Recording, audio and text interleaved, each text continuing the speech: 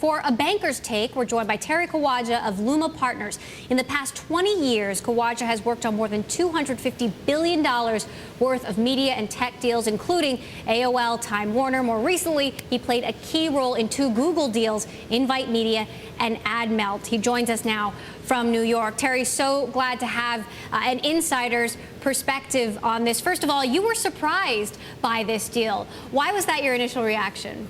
Well, it's interesting, Emily. I was surprised before I had my coffee. I got up and the phone started ringing, and obviously when I learned about the deal, I sort of had to piece it together. But after a couple of shots of espresso, it actually it all came together and made actually a lot of sense.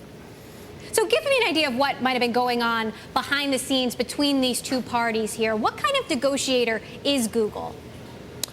Well, Google is a very sophisticated corporate development buyer. And if you think about it, you know, they bring with over 6,000 engineers in research and development, they have a completely different take on buy versus build.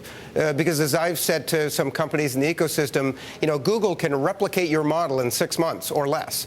And so when they look at opportunities, they obviously have a lot of capabilities of their own. And when they see assets that make sense for them to acquire as opposed to build or partner, they tend to act very quickly. They think about, you know, the long-term strategy of the deal, and then once they've made a decision that that's a direction they want to go in, they tend to move rather quickly. Terry, it's John Erlichman. Some deals work, some deals don't work, and when the price tag is higher, the stakes are higher. How long until we know whether this one officially gets put in the record books as a good deal? You know, it tends to be that the bigger the transaction and the more strategic it is, the longer it takes to determine whether it was a successful deal or not. And I think, you know, Google does a lot of smaller transactions, and they're either opportunistic or tuck-in, or they're buying technology and teams.